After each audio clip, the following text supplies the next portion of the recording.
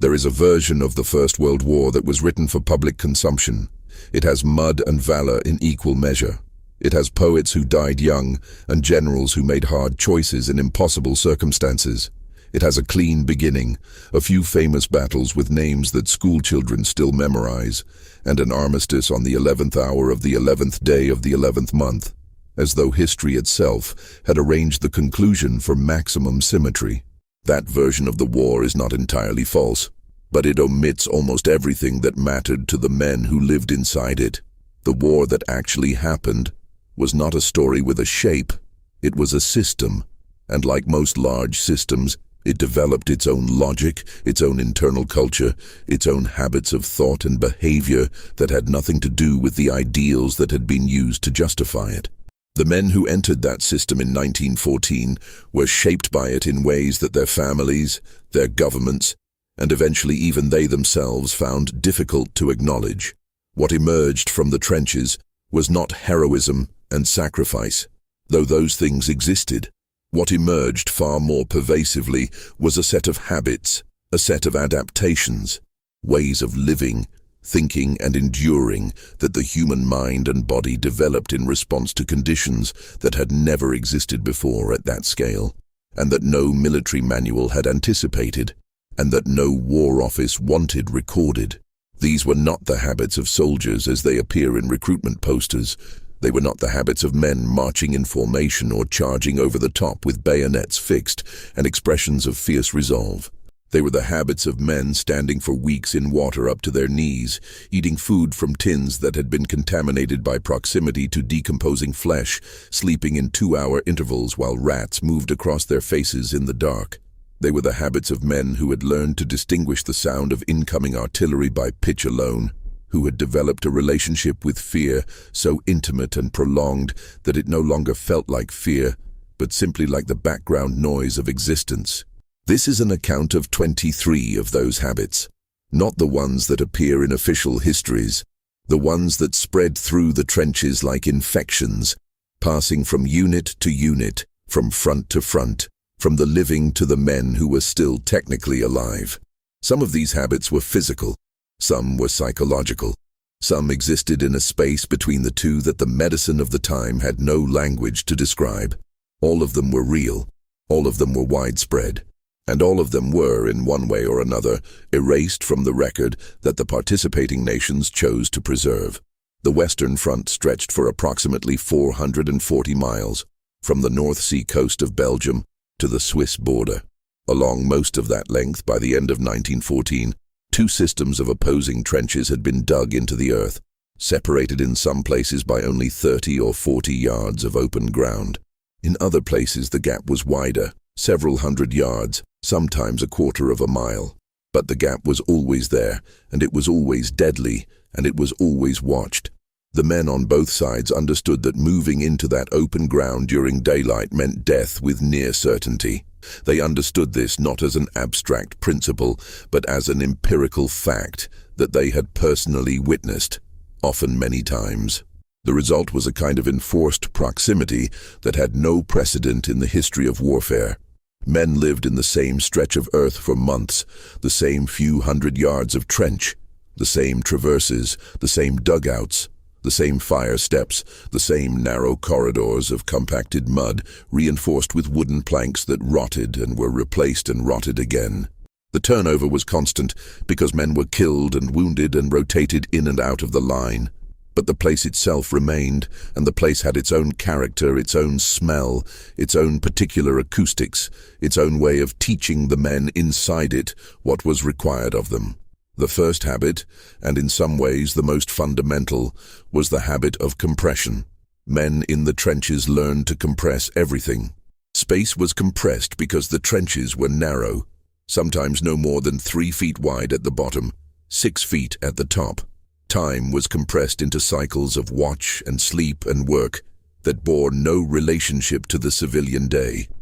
Emotional experience was compressed, not because the men were naturally unemotional, but because there was no room in the system for the full expression of feeling. A man who stopped to grieve every death he witnessed would be unable to function within 48 hours. So the grief was compressed. filed somewhere, pushed down into a space that did not interrupt the basic operations of survival. This compression became so automatic, so thoroughly internalized, that men who were rotated back from the front line to rest billets in villages several miles behind often found that they could not decompress. They sat in estaminets drinking wine or weak beer, and the civilians around them spoke in normal voices and laughed at normal things, and the men from the trenches watched them with an expression that veterans of every subsequent war have also worn. The expression of people who no longer quite believe in the reality of the world they are looking at. The second habit was the habit of scavenging. Within weeks of the trench system becoming established, both sides had developed an elaborate informal economy built entirely on material taken from the dead. This was not considered dishonorable. It was not considered anything. It was simply what you did. A man who died in a shell crater between the lines left behind his boots, his rations, his cigarettes, his watch, his identification discs, his letters from home, his spare socks. All of these items had practical value. The boots, especially. Trenchfoot, which will be addressed at length later, made boots among the most precious commodities in the entire theater of war. Men developed considerable skill at locating and retrieving material from the dead under fire. They learned to crawl in darkness across ground that might be under observation, to identify useful items by touch alone, to move quietly enough that the sounds of their movement would not carry to enemy listening posts. The British Army officially prohibited looting. The official prohibition had approximately no effect. Commanding officers who understood the actual conditions of trench life generally did not enforce it. Commanding officers who did enforce it were, in the language of the trenches, considered not worth the trouble of saluting. The third habit grew directly from the second, and it was the habit of treating the dead as landscape. This requires careful explanation because it sounds like callousness, and in one sense it was. But it was a callousness that had been methodically taught by the conditions of the war rather than by any failure of human feeling. The simple fact was that the dead were everywhere, not occasionally, not in isolated instances that could be processed and mourned, everywhere persistently for months and years. Dead men were incorporated into the walls of trenches when there was no time or safe opportunity to bury them. They were stepped over and stepped on as a matter of daily routine. Their presence ceased to register as unusual because it was not unusual. Medical officers who attempted to document the psychological effects of prolonged exposure to the unburied dead found that they were describing something for which their training had not prepared them and for which their professional vocabulary was inadequate. The men themselves described it in simpler terms. You stopped noticing. That was the phrase that appeared again and again in letters, diaries, and post-war accounts. You stopped noticing. The human mind has a finite capacity for horror before it reclassifies horror as normal. In the trenches, that reclassification happened very quickly, and once it happened, it was difficult to reverse. The fourth habit was the habit of superstition on an industrial scale. The men who entered the war in 1914 came from societies that were largely secular by the standards of previous centuries. But the trench experience produced a resurgence of magical thinking so widespread and so elaborate that it constitutes one of the most significant, unreported sociological phenomena of the war. Every unit developed its own rituals, its own talismans, its own set of beliefs about what actions or objects could influence the arbitrary distribution of death. Some of these beliefs were quasi-religious.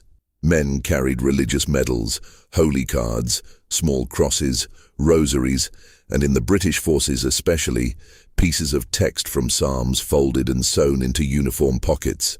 But the superstitions went far beyond conventional religion.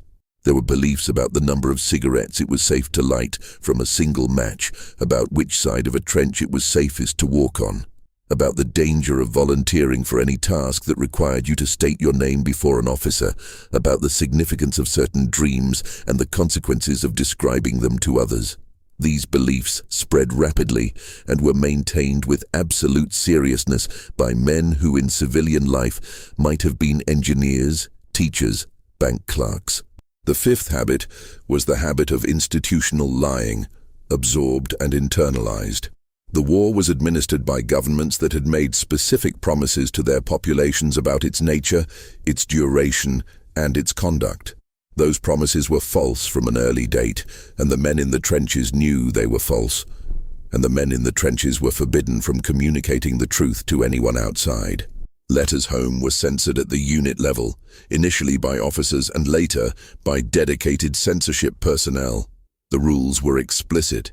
You could not describe military positions, troop strengths, casualties, or conditions. In practice, the censorship went much further.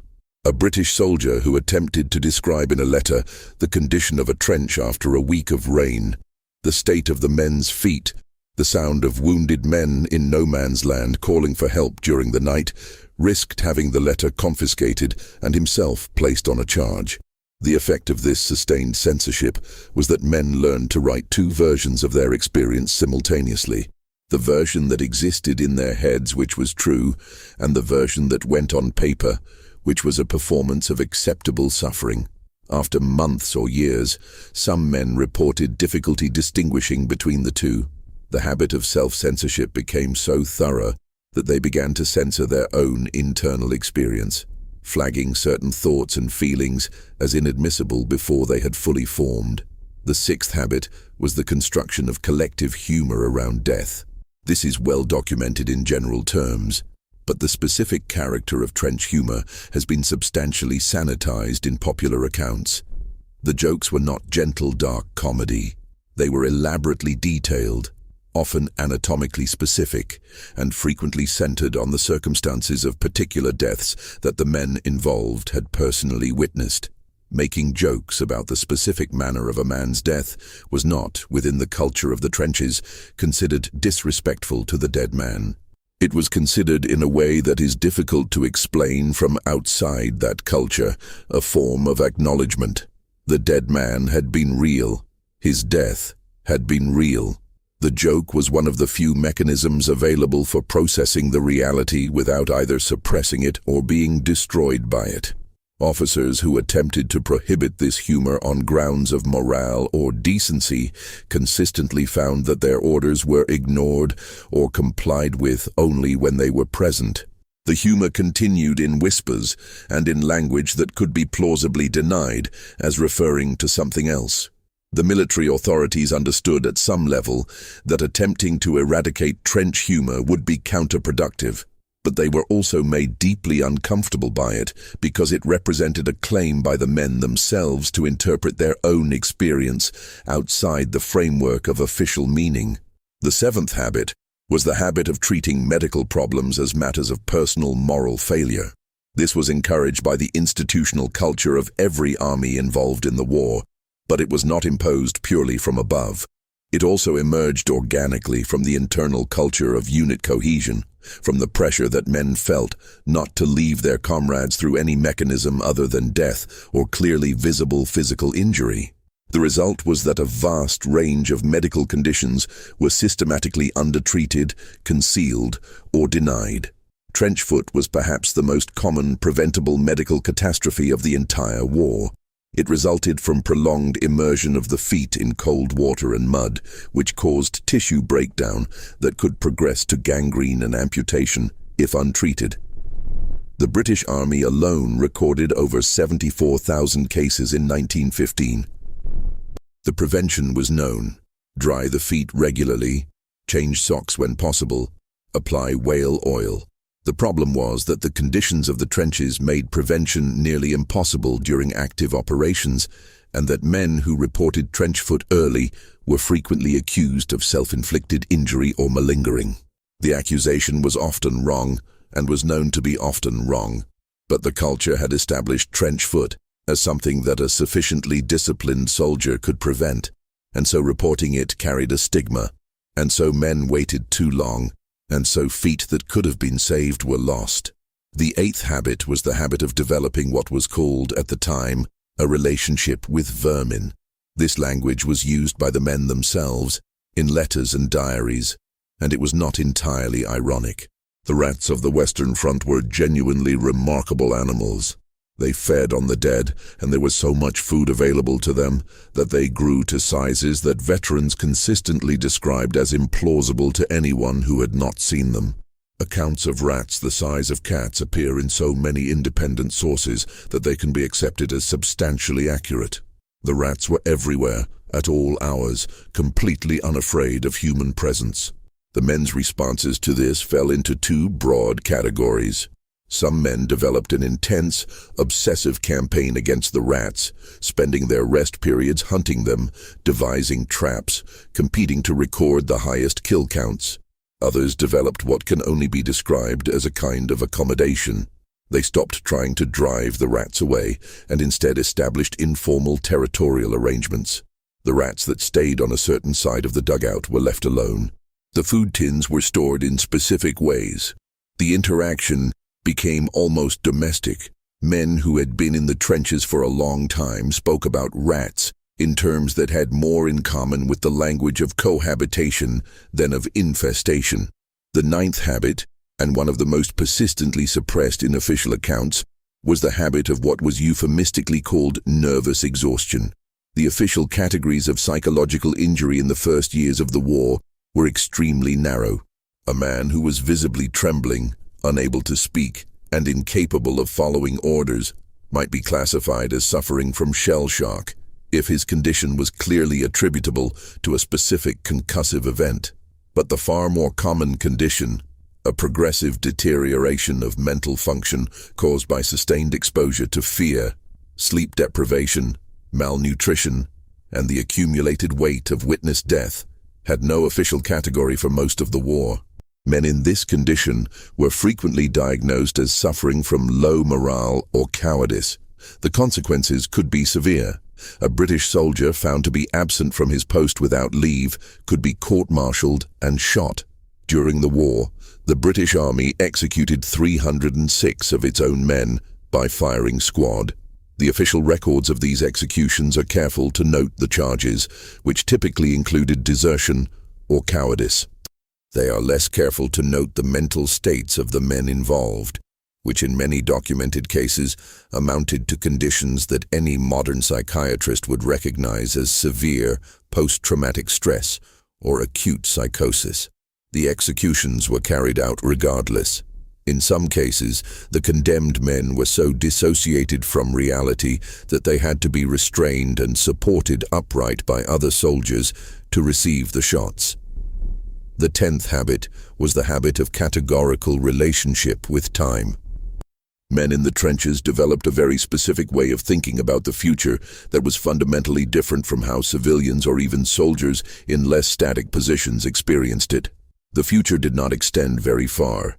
Not in any emotionally meaningful sense. You could think about tomorrow's watch rotation. You could think about the rotation back to rest billets in a week, if it happened, which it might not. You could not think about after the war, about what you would do, about the life you had been promised would be waiting. That kind of thinking was not merely painful. It was, in a specific technical sense, dangerous. Men who thought too far ahead in the trenches were men who were investing their emotional capital in a future that might not exist for them. And when the gap between the imagined future and the actual present became too large to bridge, the psychological consequences were severe. The adaptation was to stop thinking ahead, to inhabit the present with an intensity and totality that has no peacetime equivalent. A cup of tea in a dugout was not a cup of tea. It was the whole of experience. The hour before stand to, when it was cold and the light was changing and the men were standing at the fire step with rifles ready, was not an hour. It was everything there was. The 11th habit was the maintenance of elaborate routines as a psychological substitute for control. The trenches offered very little actual control over anything that mattered. You could not control when you would be shelled, or whether the shell would land close enough to kill you, or whether the ground attack ordered by someone 100 miles away in a comfortable house would require you to go over the top tomorrow morning into enfilading machine gun fire. These things happened to you. They were external forces, but the body and the mind require the experience of agency, and in the absence of real agency, men constructed rituals. The rituals were intensely specific and intensely maintained. The way a particular man cleaned his rifle, the order in which he consumed his rations, the exact posture he adopted during bombardment, the words he said under his breath at stand to. None of these things had any effect on external events. Everyone understood this at an intellectual level. But the rituals were maintained anyway, because the act of maintaining them produced a sense, however false, of participation in one's own survival. And the sense of participation, even false, was worth something. The 12th habit was the development of a dual sensory reality. After extended time in the trenches, men reported experiencing a persistent, low-level auditory and visual hypersensitivity that did not resolve during periods of rest behind the lines. Any sudden sound was experienced as a threat before the conscious mind could evaluate it. The body's stress response was triggered by sounds that bore only a superficial acoustic resemblance to artillery or rifle fire. Men on leave in England ducked for cover in the street at the sound of a backfiring motorcar. They woke from sleep, throwing themselves to the floor of their parents' bedrooms at sounds that their sleeping minds had misclassified as incoming. This was not considered a medical condition. It was considered, depending on who was doing the considering, either evidence of the strain the men had been under, or evidence of damage so fundamental to the individual that there was no clear path back. The 13th habit was the informal negotiation of temporary ceasefires. This is the aspect of trench life that has received the most popular attention through the lens of the Christmas truce of 1914, which was genuine and widespread, but has been so sentimentalized in retrospect that it has lost most of its actual meaning. The Christmas truce was not an isolated anomaly. Informal local arrangements between opposing units were relatively common throughout the war, particularly in sectors that were not currently the focus of major offensive operations. Both sides understood when a sector was quiet and intended to remain quiet. Both sides could communicate signals of non-aggression. The communication was non-verbal, consisting primarily of patterns of fire and exposure that both sides learned to read. These arrangements were officially and consistently prohibited by the high commands of all major belligerents. The prohibition was based on a correct understanding that a war conducted by men who had reached informal understandings with their specific opponents was a different kind of war from the one being directed from headquarters. The men who enforced the ceasefires from below were not doing so out of any political principle or moral objection to the war. They were doing so because it made the specific local experience of their specific local sector more survivable. And the war, at the level at which it was actually lived, was a collection of local sectors. The 14th habit was the systematic falsification of casualty reports at the unit level. This happened in every army and was so widespread that senior commanders were fully aware of it, while simultaneously depending on the reports that resulted from it to plan operations. Units under pressure inflated their casualty numbers to explain their failure to take or hold ground. Units that had performed poorly reduced their casualty numbers to avoid investigation. Units that had lost officers under ambiguous circumstances sometimes recorded the deaths in ways that avoided the possibility of post-war liability for the families involved. The result was a body of official documentation that was never accurate and was sometimes wildly inaccurate, and on which the decisions of generals were based, and from which the histories of specific engagements were eventually written. The men who compiled these reports at the company and battalion level understood what they were doing. They were not naive. They were making calculations about what information the system required, what information the system would act on, and what information could safely be altered without consequences that would fall on them personally. This kind of bureaucratic pragmatism in the face of institutional pressure to produce certain numbers is not unique to wartime, but its application in a context where the numbers in question represented human deaths produced a specific and particularly corrosive habit of dissociation. A clerk who had learned to record 30 deaths as 20 because 20 was the number that avoided an inquiry, had learned something about the relationship between documentation and reality that was difficult to unlearn. The 15th habit was the development of a specific kind of animal relationship with sound. In civilian life, sound is ambient, it is background. The mind filters it continuously and flags only the items that require attention. In the trenches, sound was everything. The difference between a bullet passing close and a bullet that would pass much closer was audible. The difference between a shell that would land in the next traverse and a shell that would land in this one was audible to men who had spent enough time developing that particular skill. The whistle of a certain pitch meant take cover now. A slightly different pitch meant it would land somewhere else. Men developed this discrimination automatically through exposure and survival, and it extended to sounds that had no bearing on immediate physical danger. The creak of a particular section of duckboard, the sound of the enemy wire being disturbed in darkness. The quality of silence that meant a sniper was lining up a shot versus the quality of silence that was simply the absence of artillery. These distinctions were not taught in any training manual.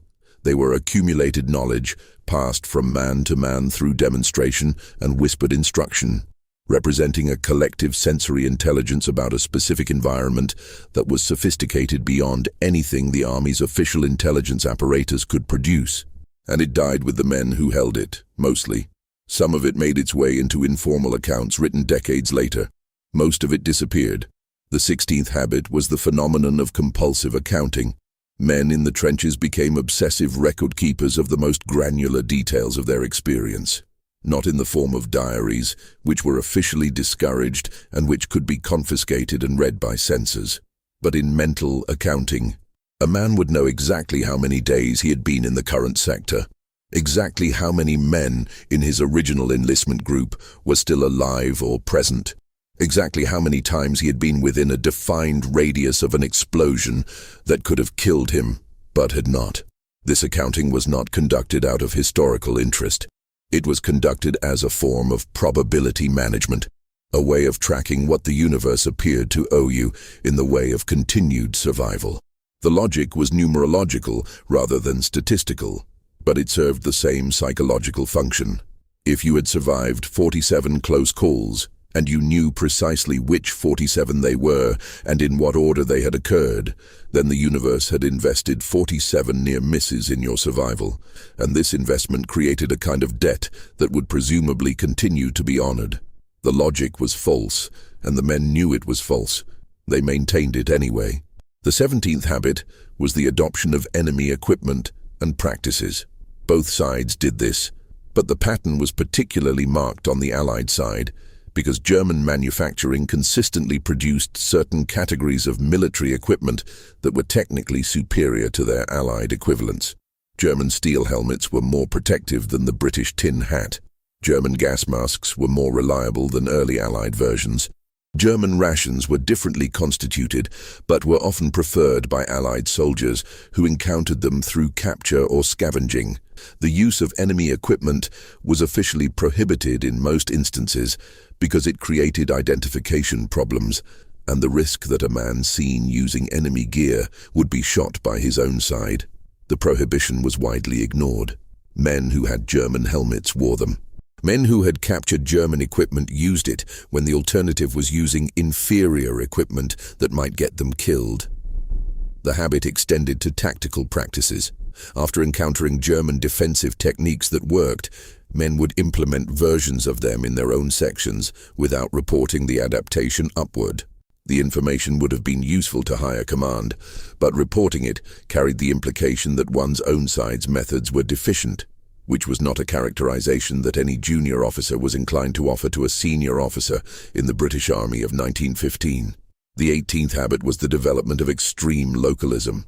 By localism, I mean the progressive contraction of meaningful loyalty to the smallest possible military unit. A soldier who had enlisted out of patriotism, or obligation, or economic necessity, or social pressure, or some combination of all of these, typically arrived at the front with a loyalty structure that encompassed his nation, his army, his regiment, his battalion. After several months in the trenches, that structure had generally compressed down to the company, the platoon, and finally the section. 8 men, perhaps 10, the men you stood watch with. The men whose specific habits and specific reactions under specific conditions you knew well enough to trust your life to. This was not a failure of patriotism in any meaningful sense. It was an adaptation to the actual conditions of survival. Your survival depended in practical terms on the competence and behavior of the men immediately around you, not on the men in the next battalion or the men in the divisions on your flanks who you had never met. The nation, the army, the regiment were abstractions. The man next to you on the fire step was not abstract. The compression of loyalty was an accurate response to where the actual stakes were located, but it had consequences for the conduct of the war that senior commanders found problematic, because men whose loyalty had compressed to section level were difficult to motivate for operations that would obviously destroy large fractions of that section. The 19th habit was the practice of informal judicial execution, which is a phrase that appears nowhere in the official records and would be strenuously denied by any official history. But the evidence for it is substantial enough that its omission from standard accounts is itself informative. The reality of small unit life in the trenches was that certain men posed a danger to the other men in their unit, not through cowardice, but through recklessness, informing, incompetence that bordered on deliberate, or in some cases genuine madness. The formal mechanisms for addressing these dangers were slow, uncertain in outcome, and required surfacing information that the unit might prefer to keep internal. The informal mechanism was simpler. A man who was reliably going to get others killed through his behavior, or who had done something unforgivable by the standards of the unit's internal code, might be placed in a position during the next engagement from which survival was unlikely. This was not murder in any recognizable civilian sense. It was a form of resource management in an environment where the official systems of discipline and justice were too remote and too slow to address the actual problems of unit survival. It was known about, in general terms, by officers who chose not to know about it in specific terms. It was one of the things that the censorship system ensured would not appear in letters home, and it left no trace in the official record. The 20th habit was the normalization of a specific form of temporal dissociation that has no common name but which appears in various descriptions throughout the personal accounts of men who survived long service on the Western Front. The symptom, if it is right to call it that, was a persistent experience of time as non-linear, not in a mystical sense, in a practical sense. The past did not feel past. A man who had participated in a significant action 6 months earlier might experience the sensory memory of that action as present, not as memory, at unpredictable intervals triggered by specific sensory inputs.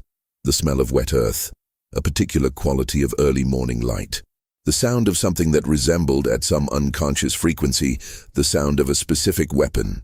This is what we would now recognize as intrusive re-experiencing, a core symptom of post-traumatic stress disorder. In 1916, it had no clinical name and no treatment protocol.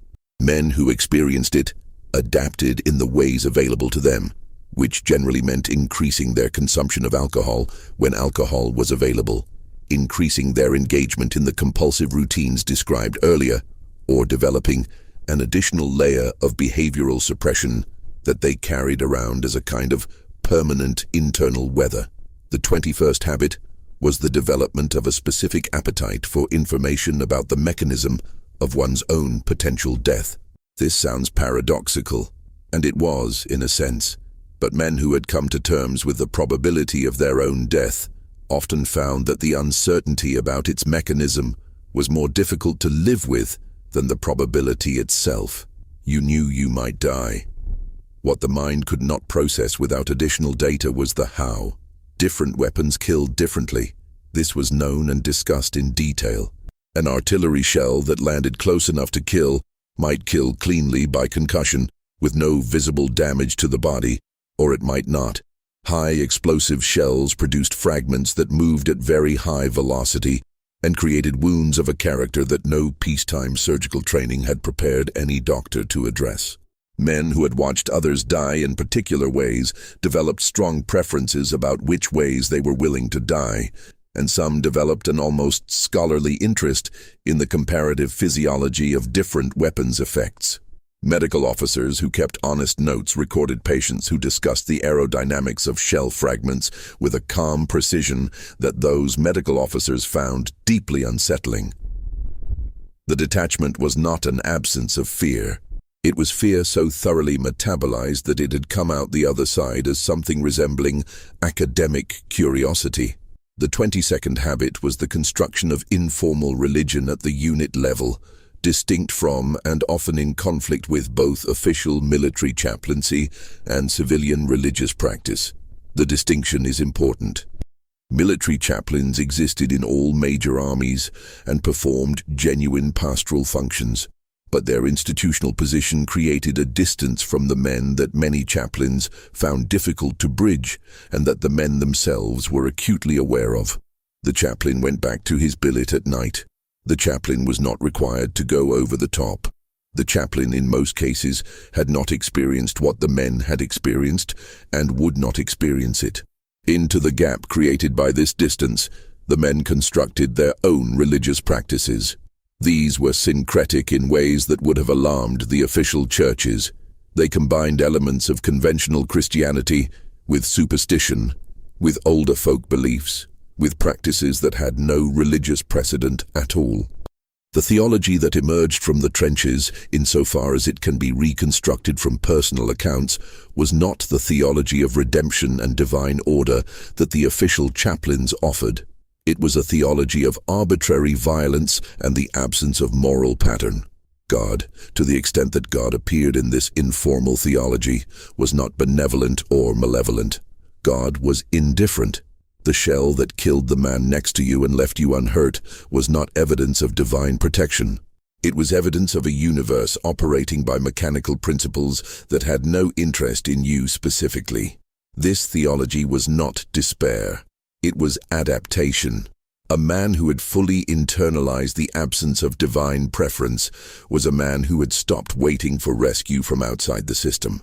He was a man who understood that whatever continued to exist, existed because of what the men immediately around him chose to do, not because of any larger order or meaning. This understanding was, in a specific and limited way, clarifying. The 23rd habit, and in some ways the most consequential for everything that came after the war, was the habit of silence. Not the silence of men who had nothing to say. The silence of men who had learned, through the operation of censorship, social pressure, the inadequacy of language, and the genuine impossibility of communication across the experiential gap, that what they knew could not be transmitted. This silence was comprehensive.